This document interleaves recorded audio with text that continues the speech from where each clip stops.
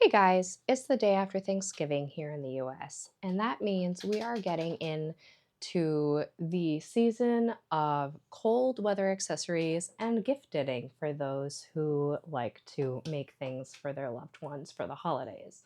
So, with that in mind, I thought that we would take a little bit of a different approach to today's episode of A Rambling Yarn and look at some little cold weather accessories that you might like to make for yourself, for others, um, for now that we're in that little season of making. So, if you want to come along with me, grab your pile of laundry that you've been ignoring, grab something warm and cozy to drink, or grab whatever you are currently working on and sit with me while we chat a little bit about these patterns.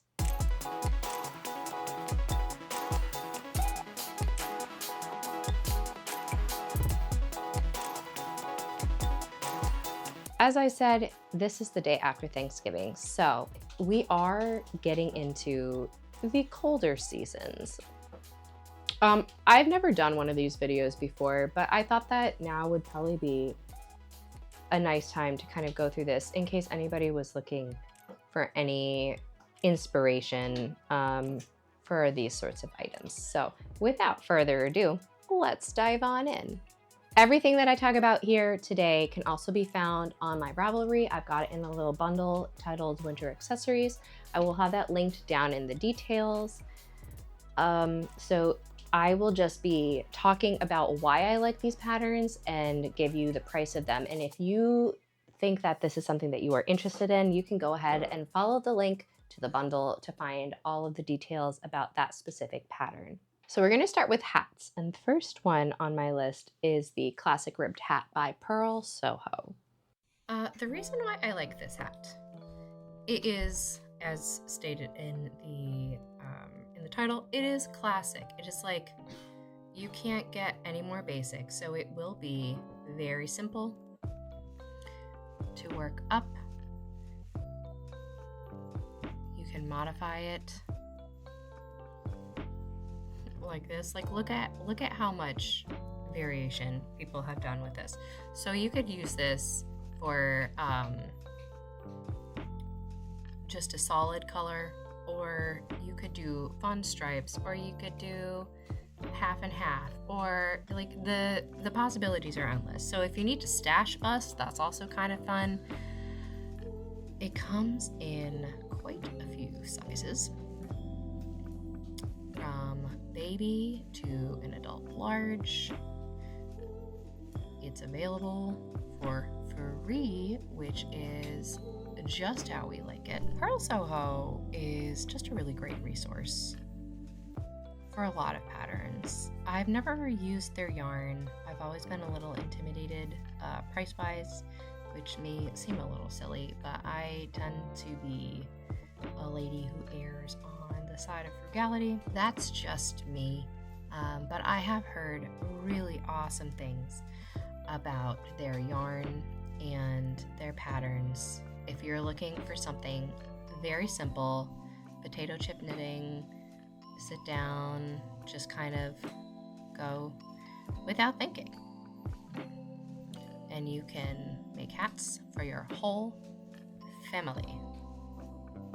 The next hat that I want to talk about is the St. Jude Terran Beanie, which is by Daffodil Crafts. This hat is really cool, and I've made this. This was actually the first pattern that I ever made with hand-dyed yarn. So it does have a little bit of a special place in my heart just for that reason. It was very simple, very easy to work up. Actually, I feel like it flew by. It's got these really cool little details here, which were really enjoyable, and they made it like fun to get to that point in the pattern where you knew you had to do these cool little I don't know what to say, like loopy slippy stitches. They were just, I don't know, they were really neat. And so I spent all the time in between just excited to get to the next little motif in this pattern. You can see the story about this. This is not a free pattern. This pattern is available for $5.50 US. But the story behind this is really cool. The designer of this pattern knew a little girl who was going to St. Jude's Children's Research Hospital, which does a lot of care for cancer, pediatric cancer patients. And so the short story is that she made this hat or designed this hat for her, and the proceeds from this hat go towards St. Jude's. So if you're going to buy a hat pattern, I would love to throw this hat in the ring. Pun totally intended. Sorry, guys. But like, just the cause alone, if you're going to spend money on something, this, knowing where it goes to, is kind of really just amazing. Blue Daffodil Crafts also has a lot of like really fun hat patterns, but just for this specific cause, I think that that's reason enough to like just love this hat. Oh, look, she held it with like mohair here. Actually, I made one that was very similar for a neighbor of mine a few years ago. But yes, this is the Terran Beanie, St. Jude Terran Beanie by Blue Daffodil Crafts.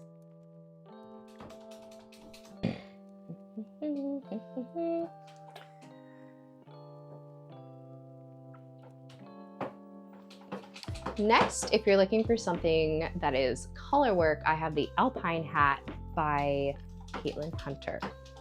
Alpine Bloom hat by Caitlin Hunter, also known as Boyland Knitworks. This one, I do really love colorwork hats. I've never made one, but I am very intrigued by the idea.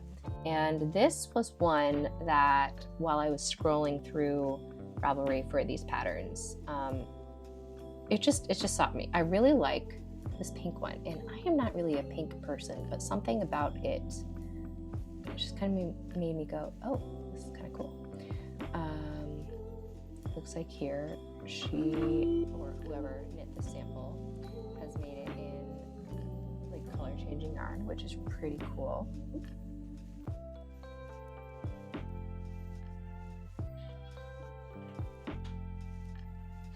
This hat is available for $5 US.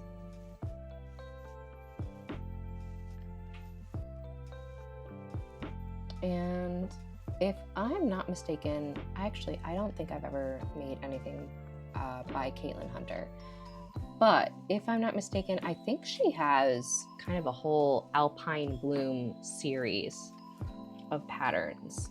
So if you like this motif, I believe you probably can find the same one, if not similar ones, in other various designs for different parts of the body, which is kind of cool. And for my crochet people, I wanted to submit the Bolton Beanie by Fiber and Fox. This is the Bolton Beanie by Fiber and Fox. This is all crochet.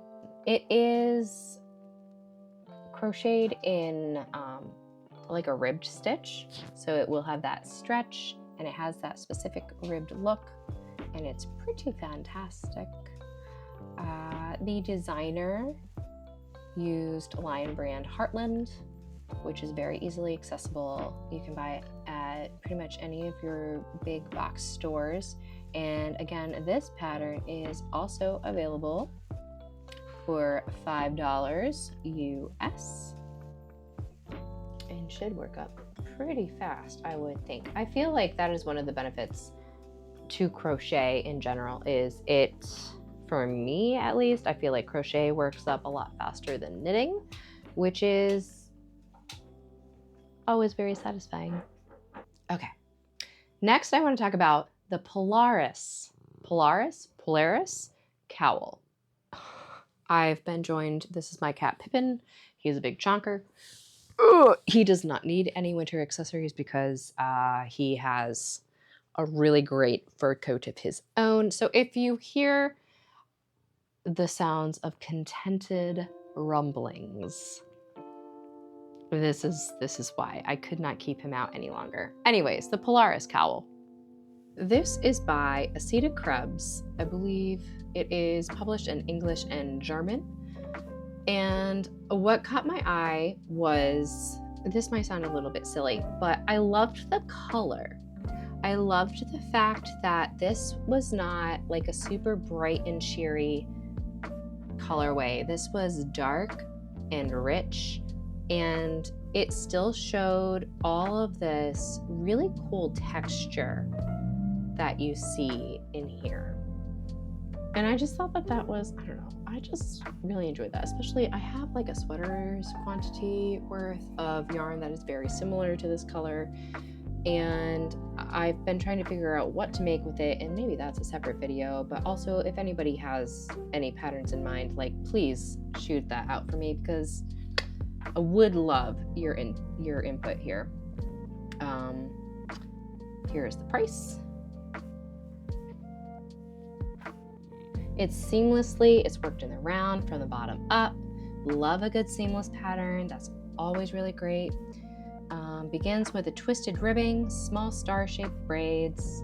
It just, I don't know, it had a lot of really cool detail, and I feel like this would be really fun to knit. So honestly, this is in my like wish list, my bundles. Like, I'm planning on knitting this at some point, because I can't stop looking at it. It calls for a DK weight yarn. It's just really cool. I don't know. Everything about this. Every time I come on here and I add something to this bundle, I end up looking at this pattern, which has been quite a lot lately. So I feel like that's got to say something, right? Okay, next, I believe that this pattern was written in German, so I will try my best as far as pronunciation goes. My apologies. I don't speak German. I've never taken German. I am very much so German in my ancestry, but yeah, I can't pronounce things to the best, like, as they should be. So I will try my best. This is the Cowl Rieslust number 2. Okay, the Cowl Rieslust number 2 by Gabrielle Mühl-Ronwinkel. This one, I enjoyed the texture of this. The word that keeps coming to mind personally is slinky. I don't know why. And I don't mean slinky as in the toy. I mean like in fluidity. It just looks like, I don't know, like it embodies that word personally. If you know, you know, I suppose.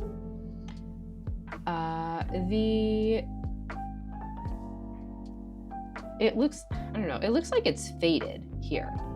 I think this is a sport weight or a fingering weight. I'll look at that again when I get back to the main page. But here, yeah, they've faded it, which is also really cool. I have a couple balls of Chopel, the crazy ball yarns that people use for, I guess, socks, although I think it's kind of more of a sport weight yarn. Fingering, yes, 14 WPI. It looks like our tags here are chart, seamless, and written patterns. It is published in English and German. It calls for 350 to 361 yards, that being 320 to 330 meters. So like, that's not a lot. Like, that's really not a lot. That is, for fingering weight yarn, like a lot of times less than a hank, I feel like, in my experience.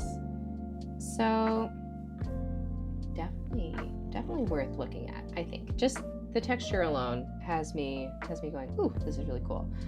Next is it's a brioche cowl, and I still have yet to dive into brioche. There was one One pattern that I knit, I knit the Mama cardigan by Pip and Pin, and that had a honeycomb brioche, but I've never knit like brioche, and I've definitely never done two like color work, like 2-color brioche. I've never tried that, but I feel like this pattern, which incorporates 2-color brioche, if that's something that you are curious about, a cowl is probably a really good place to start in your exploration. This is the Townie Cowl by Suzanne Summer. This is €5 or about $5.51 US. First of all, I would just like to say I really enjoy that her hair matches the colors that she used, or that they used in their pattern. I find that just aesthetically pleasing. Looking at her photos and how there's this seam right here up the back, I would guess you work it up flat, working back and forth, and then, yes, on the bias. That is what I mean, on the bias. You work it up on the bias, and then you seam it up the back, which gives you just kind of this fun off-kiltered triangle number. Looks like you are going to halfway through change what your predominant color is for the brioche, which adds just a little bit of an eye pop, which is kind of awesome. It is available in English and German. Worked on the bias. I-cord edging is a one piece. It's reversible.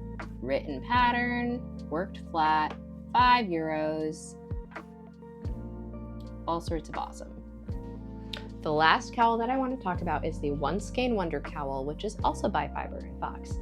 This cowl pattern you can actually find in both the DK version and I believe a fingering weight version.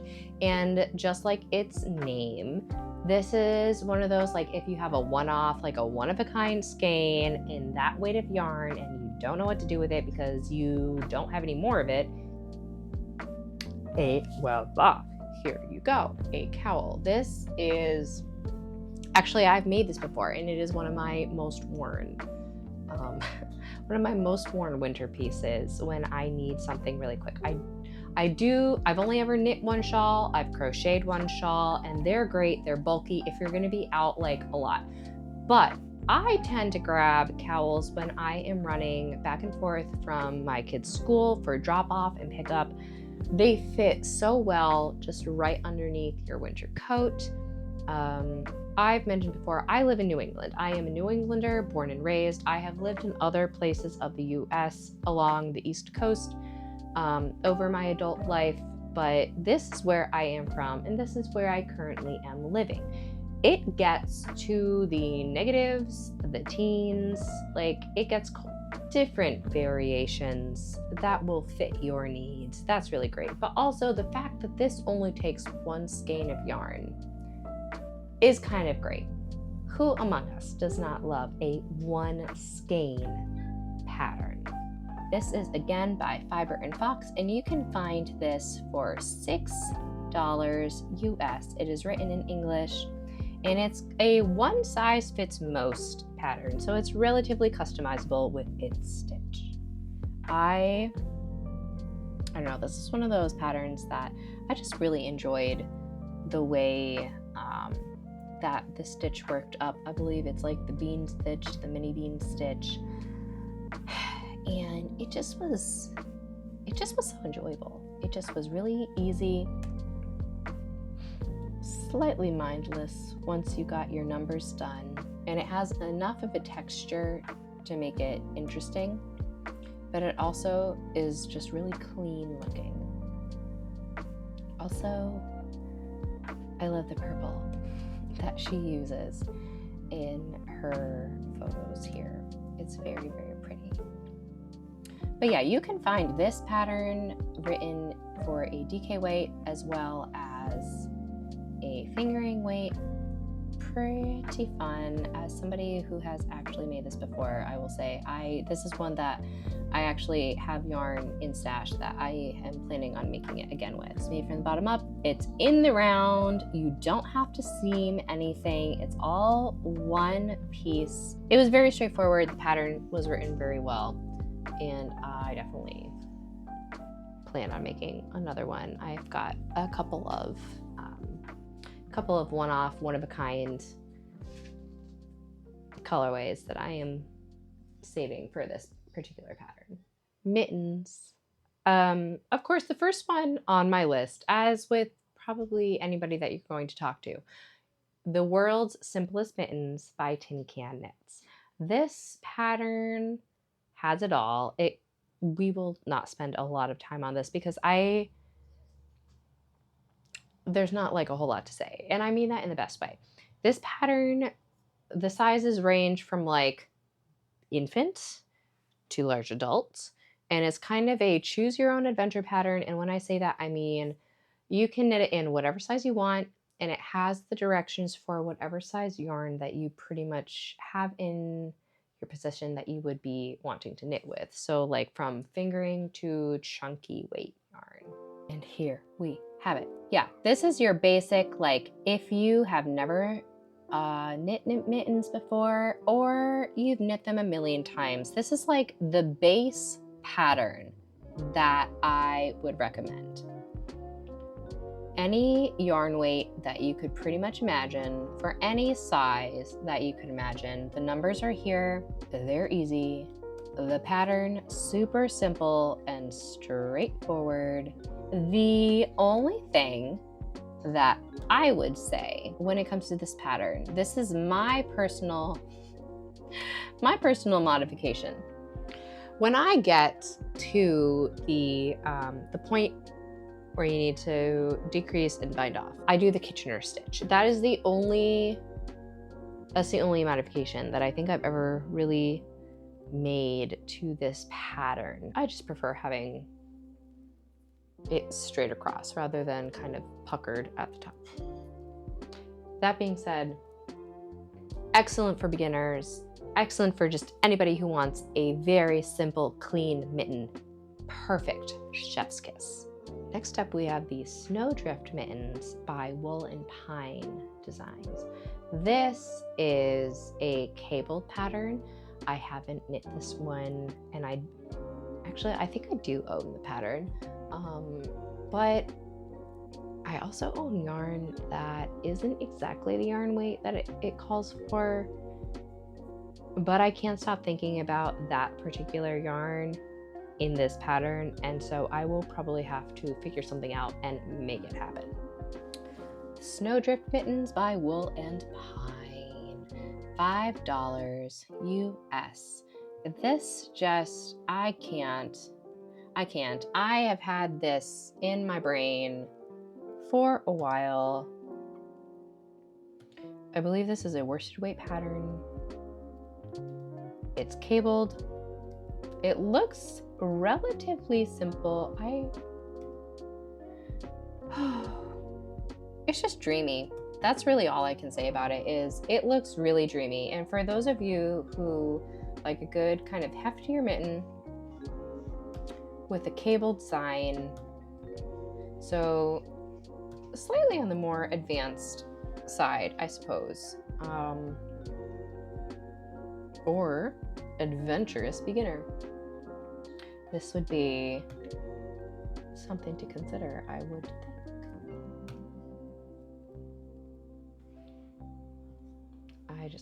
I can't with it, man. It looks so beautiful. Suggested yarn, they used Cozy Posy Yarn Co., and it's in DK. Bottom up, cables. Ooh, a captioned video. That's great. So video tutorials, wonderful. A schematic, it's seamless.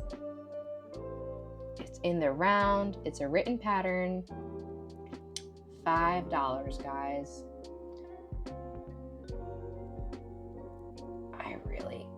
I need to make these. I just do. Okay, last in the mitten category are the Wanderlust mittens by Kristen Halloway. And these are our crochet mittens. Here they are crocheted. This is an Aran weight yarn, so it is gonna work up super duper fast. Sizes small, medium through extra large. In the round, has a ribbed cuff, which is probably normal for most mittens, honestly, now that I think about it. This is available for $4 or bump it on drum roll, please, available for free. Info in notes. So I believe if you go to this designer's website, you will be able to work through the pattern for free, which is, you know, again, we love free patterns. But look, there's a little bit of texture. It's got some interest. They just look soft. They look cozy. They're just really pretty, you guys. I love them. And the little button. What a really sweet detail. I think that these are great. My last section. Headbands or ear warmers. I'm not really sure. They're not ear muffs. So I guess ear warmers. We are looking at the Headband Live, number 226. This is by Heidi and Lisa Schramm. This pattern is available in both English and German. This just was really clean and really classic looking. It's got a little bit of a twist. It's worked in the round. It's a double layer, so it will keep you extra warm, and I feel like that's worth noting. Available from toddler to adult, extra large. You probably could just seam it up straight and have that seam be in the back if you really wanted to, but there it is. This would work up super duper fast, guys. I felt like another, like a worthy mention was the Headband Augustin by Pauline Sanze Lenamore. This one, though, caveat, is only published in French. But I felt like it was probably similar enough. And if you were adventurous, you could probably put it through Google Translate or something of that nature. And I don't think a lot of the pattern would probably be lost in translation because it looks like it's pretty straightforward, like the pattern that we just talked about. But it has just a little bit of a color work detail. So here, what I mean is it looks very similar in construction to that. It just has these little tiny, I think you call these little dots fleas, which when worked up in these colors look like little hearts, which are just so darling. Like, come on, these are gorgeous. So I thought that was really, I don't know, that was worth mentioning if you felt adventurous enough in knitting something out of a pattern that you may or may not speak the language of which it is written in. Next up, we have the Emma Cabled Ear Warmer. This one is by Vanessa Coscarelli Black. This pattern is available for $5. Calls for super bulky yarn. So this would work up super fast with a little bit of a detail. I guess it's not a little bit. I mean, cables are not really a little bit, especially when in bulky weight yarn. But I just imagine that this would be really warm and really fast. And also a good way to practice cables if you have never done them, but have been very curious about them. It's worked flat. It's a written pattern. It's seamed. But I feel like this would be probably pretty easily modifiable, adding or subtracting a cable pattern, or if you really needed to, seaming it and just always wearing the seam in the back where nobody is going to see it. Follow for more tips. And my last pattern. It's my last pattern in general for this and for the for ear warmers. This is the autumn wheat ear warmer. It calls for a worsted weight yarn. It's got so many different sizes. It's $10, which maybe is a little more expensive than some of the other patterns that we've worked or looked at. It is available for free as well if you want to look into the notes. Not only is it $10 or free, you can also download, it looks like an ebook of 6 patterns which have a very similar motif, the autumn wheat motif. Look at all of these gorgeous colors that she has made this in and all of the different sizes that it comes in as well. I hope you found a couple of items in this little list that piqued your interest, that maybe you would like to make for yourself or for some loved ones for the cold weather months, just because you love them, or for the holiday season also because you love them. Because let's be honest, we don't spend time and energy making things for people that we don't like. I don't make the rules, that's just a fact. Stay cozy, stay warm, stay crafty as we move into the colder season that is winter, at least in the US. And I look forward to seeing you next time on a more normally formatted episode of A Rambling Yarn. Until next time, I'm Emily, and I'll see you later. Bye, friends.